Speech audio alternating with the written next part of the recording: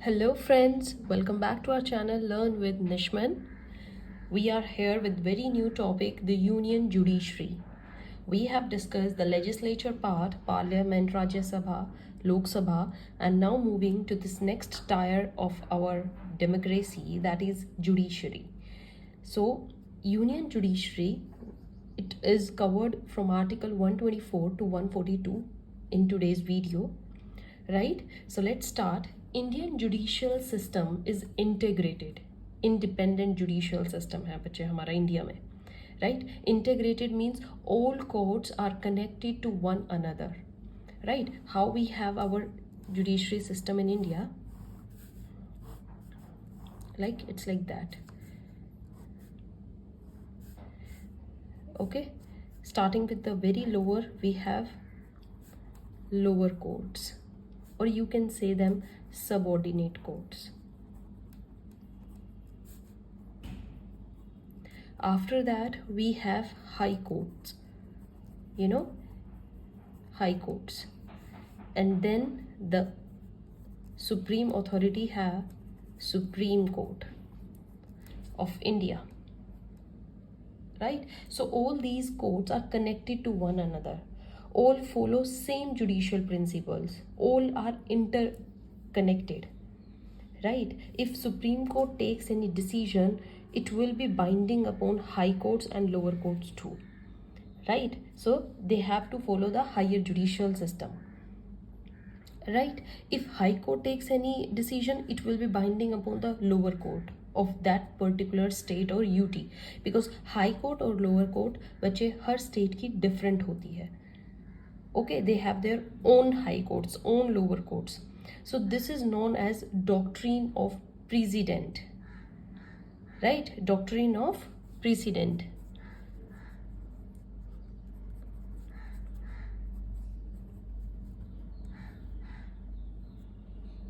Precedent, right?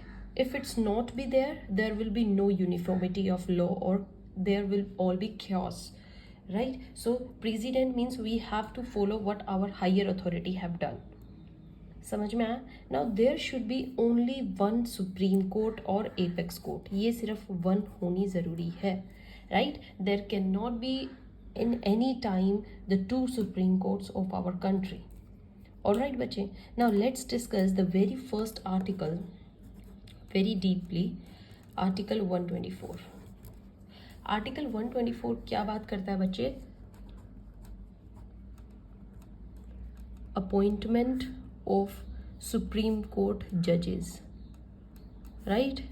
बहुत deeply topic है, right? So पूरा अटेंशन के साथ सुनना है कि how this process has changed, evoluted with time, and now what procedure we follow currently in appointing the Supreme Court judges, right? देखिए बच्चे, every judge of the Supreme Court shall be appointed by whom? By President, right? But in consultation with, consult किससे करना है? CJI. What is CJI? Chief Justice of India. तो president हर बार सारे जजेस president चुनते हैं, और प्रेसिडेंट जो जजेस चुनते हैं किसकी कंसल्टेशन पर चुनते हैं? CJI, right? So as judiciary is independent, तो कहीं प्रेसिडेंट द्वारा अपॉइंटमेंट से there is big hand of states role in it, right? President क्या होता है? प्रेसिडेंट किससे चुना जाता है? बाय, वी डिस्कस्ड, प्रेसिडेंट किससे चुना जाता है? By the elected members. और इलेक्टेड मेंबर्स कौन होते हैं? Which are chosen by the public, और which represents their particular state. And if president choose the chief justice, तो यहाँ कहीं ना कहीं स्टेट्स का बिग रोल है. So after 1973 case of Kesavananda Bharati, जो केस था बच्चे बहुत बड़ा, कुछ गड़बड़ हुई. There was the super session, right? एक सुपर सेशन हेल्ड हुआ, एंड देन जो उस टाइम पे पीएम थी इंदिरा गांधी, जस्टिस AN रे को CJI बना दिया गया, राइट? वो AN रे, ये चीफ जस्टिस बनाए गए. तो इससे ऐसा लगा कि कहीं एग्जीक्यूटिव इंटरफेरेंस तो नहीं चल रही है, जो हमारी चीफ अथॉरिटी होती है, जस्ट जुडिशियल सिस्टम की जो चीफ अथॉरिटी है, उसमें जो जजेस बैठते हैं, क्या कहीं उसमें जो एग्जीक्यूटिव है कहीं ना कहीं वो गड़बड़ तो नहीं कर रहा, राइट? उनकी इंटरफेरेंस तो नहीं चल रही। So which might would result in degradation of our rule of law का जो कंसेप्ट है उसको डिग्रेड करती है ये बात, विच might would result in degradation, right? तो इस डिस्प्यूट को सेटल करने के लिए आपको मैं नंबर वाइज एक प्रोसीजर बताती हूँ बाय 3 केसेस, कैसे कैसे इवॉल्वमेंट हुई, कैसे हमने एग्जीक्यूटिव को दूर रखा from interference in the choosing of the supreme court जजेस. So let's discuss step by step. So the very first case was SP Gupta versus Union of India, right?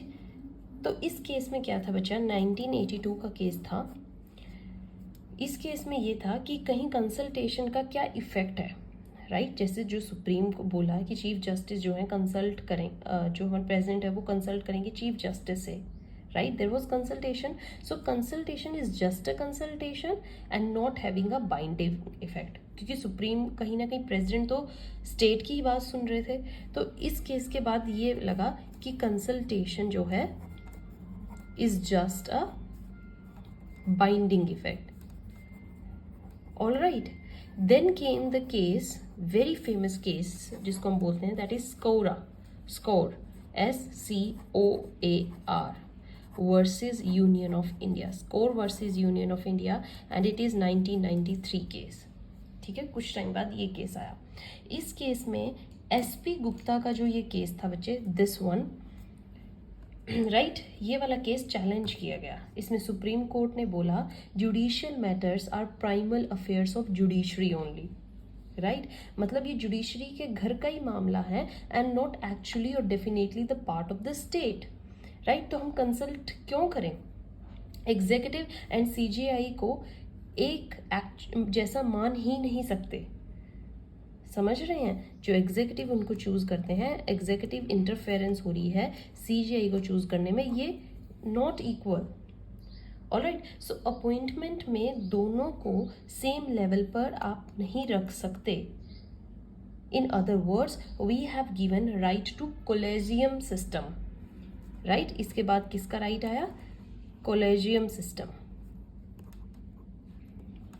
So it is the second जजेस case, इसको हम second जजेस case भी बोलते हैं, which have given right to collegium system which give birth to this, कि executive direct ये ना करके एक कोलेजियम सिस्टम बैठना चाहिए जिसकी रेफरेंस से CJI चूज हो, राइट? समझ में आया?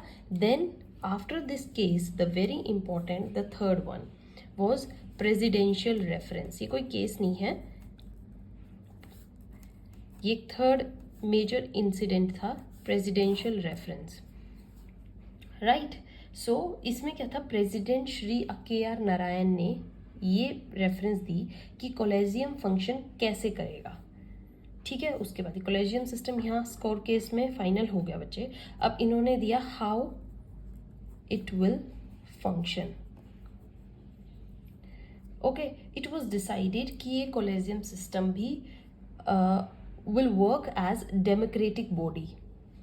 Okay, instead of single man, it will be multi-man system. इसमें एक group of people होगा, right? और you can say multi-man group है जिसमें बहुत लोग बैठेंगे, सिंगल एक रूम नहीं होगा ये, right? Then, right, in other words, from first judge's case to this third judge's case, ये first था बच्चे, this is second one, and this is third judge's case, and this was in 1998. So 1982 से 1998 तक हमारे पास major क्या हाथ लगा? We developed a collegium system to avoid executive interference. अब जुडिशरी ही एक तरीके से रिकमेंड करेगी and it will keep eye कि कौन जज बनेगा, एंड रिकमेंडेशंस पर president will say yes, and we will have primal affair and judiciary in our hand, right? Collegium system से ये बात है. कोलेजियम सिस्टम में ग्रुप ऑफ जुडिशियल पीपल ही बैठेंगे और जुडिशियल पीपल में एग्जीक्यूटिव की कोई इंटरफेरेंस नहीं रहेगी तो ये उनका घर का मामला ही होगा, वही सॉल्व कर देंगे और प्रेसिडेंट को बस उनकी बात माननी है, ये इसमें डिसाइड हुआ, बट ऐसा नहीं हुआ, राइट? हर बार कुछ ना कुछ बट इफ बट्स तो चलते ही रहते हैं प्रोसेस में, राइट? सो बट ऐसा नहीं हुआ. देयर वर नाउ एलिगेशंस कि अब इस कॉलेजियम सिस्टम में मेन क्या हो रहा है, क्या हो रहा है बच्चे? Favouritism, right? बायसनेस. ओके, ये स्टार्ट हो चुका था क्योंकि जो कोलेजियम सिस्टम में ग्रुप ऑफ जजेस बैठते थे, उनके जो फेवरेट वन है या क्लोजर वन है, they give chance to them to become the chief justice, and in actual जो काबिल लोग हैं वो नहीं बन पा रहे थे, राइट? तो ना तो एग्जीक्यूटिव इंटरफेरेंस अच्छी लग रही थी और ना ये अच्छा लग रहा था कि सब कुछ जुडिशरी ही कर रही है, राइट? क्योंकि जुडिशरी अपनी मनमर्जी से चीफ जस्टिस बना रहे थे जो उनके इंटरेस्ट में है, जो उनके फेवरेटिज्म में आ रहे हैं, right? So a middle way was made. तो क्या हुआ बच्चे, ये जो कोलेजियम सिस्टम था और जो एग्जीक्यूटिव सिस्टम, हमारे दो आए, एक तो एग्जीक्यूटिव इंटरफेरेंस थी और एक फिर ये कोलेजियम सिस्टम आया, purely a judicial one, right? इनके बीच का एक मिडवे निकाला गया, ठीक है, और उसकी ज़रूरत भी थी, right? So middle way was made, that was national. ध्यान से देखिएगा बच्चे, वेरी इंपॉर्टेंट, पीटी इंटरव्यू में पूछा जा चुका है सवाल. National judicial appointment commission. This was the result, middle way.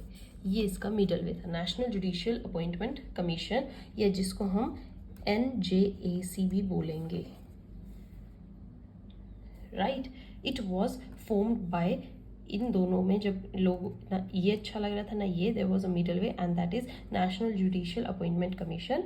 And 99th amendment act pass किया गया इसके बाद, ठीक है? ये 99th अमेंडमेंट एक्ट की ही फॉर्मेशन थी. All right, so 99th amendment act जो आया उसमें आर्टिकल 124 वॉज अमेंडेड. हम आर्टिकल 124 ही कर रहे हैं बच्चे. It was amended to create article 124A, और इसमें बोला कि एवरी जज of supreme court shall be appointed by president. Obviously the same thing, president के साइन रहेंगे ही रहेंगे, बट इन कंसल्टेशन, पहले कंसल्टेशन किसकी ली जा रही थी बच्चे, किसकी ली जा रही थी? Chief justice, now of NJAC, right? National judicial appointment commission. और ये अब मैं आपको थोड़ा NJAC के बारे में बताती हूँ, क्या है एक्चुअली NJAC. NJAC जो है बच्चे, ये 6 मेंबर कमेटी होगी, ये 6 मेंबर बॉडी, राइट? जिसके 50% मतलब 3 मेंबर्स एंड 50% मतलब 3 मेंबर्स. 50% जुडिशियल मेंबर्स होंगे, राइट? मतलब जुडिशरी का भी इंटरेस्ट रहेगा, और जो 50% मतलब 3 मेंबर्स क्या होंगे? नॉन जुडिशियल बैकग्राउंड से होंगे वो, ओके? और जुडिशियल मेंबर्स जो 3 होंगे उनमें कौन होगा? चीफ जस्टिस, मतलब इनडायरेक्टली चीफ जस्टिस आ गए, प्लस 2 अदर जजेस, सीनियर बोल देते हैं जिनको हम अदर जजेस. और इसमें नॉन जुडिशियल मेंबर्स में 3 कौन होंगे बच्चे?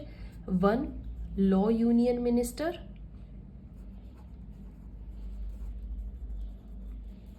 ताकि एग्जीक्यूटिव की भी इंटरफेरेंस रहे, एंड 2 आर एमिनेंट पर्सन्स.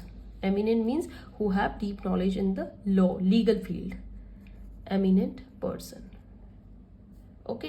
अब appointment by the panel of, ये जो 3 जजेस है और ये जो है, ये पैनल, इसको अपॉइंट कौन करता है? Appointed, right? Law union minister तो देखिए कैबिनेट ही हो गया, ये 2 eminent person, this appointed by panel of 3 members, मतलब एक्चुअल में 3 मेंबर्स होंगे जो इन 3 लोगों को भेजेंगे, लॉ यूनियन मिनिस्टर को और 2 एमिनेंट पर्सन को. 3 लोग कौन होंगे जो इनको भेजेंगे? First is PM, prime minister, and second is leader of opposition. तो ऑपोजिशन का भी इंटरेस्ट रहेगा, ये बहुत ही बढ़िया चीज़ थी. That's what is the beauty of constitution. Leader of opposition in Lok Sabha, and the third is CJI. समझ में आया बच्चे? कंफ्यूज होने की ज़रूरत नहीं है. क्या था? अमेंडमेंट हुई. प्रेसिडेंट ही चूज करेंगे चीफ जस्टिस को, बट वो किससे? जजेस को, सॉरी, किसकी कंसल्टेशन से? National judicial appointment commission. National judicial appointment commission में कौन होंगे? 6 मेंबर्स होंगे. 3 जुडिशियल, 3 नॉन जुडिशियल. 3 जुडिशियल में 1 CJI एंड 2 अदर जजेस. 3 non judicial, 1 low union minister and 2 eminent person. This union minister and eminent person will be chosen bye PM, leader of opposition and CJI. Perfect. बैठ गया दिमाग में पूरा structure? अच्छे से बिठा लो क्योंकि बहुत इंपॉर्टेंट है. अब क्या होता है? Now this national judicial appointment commission again challenge. इसको अब फिर से चैलेंज किया गया. मतलब प्रॉब्लम्स पे प्रॉब्लम क्रिएट रहती ही हैं.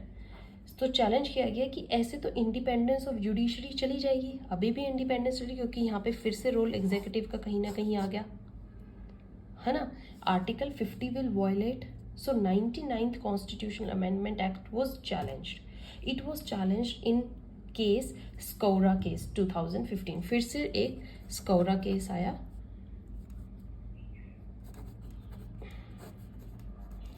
2015 का, and in which Supreme Court decided yes, NGAC and 99th Act are violative. तो इस केस के बाद इसको अनकॉन्स्टिट्यूशनल मान लिया गया. राइट. नल एंड वॉइड माना गया कि जो ये कंसेप्ट है NJAC का, this is unconstitutional and it has no existence. Right. It is null and void. It means if you don't like executive interference और judicial role, you can't create a fun part with entire constitution. Right. अगर आपको ये interference नहीं चाहिए तो इसका मतलब सब गड़बड़ी. Right, the constitution has to obey it like it is. So we were back with collegium system. हम फिर से किस पे आ गए? जो हमने पीछे किया है, collegium system.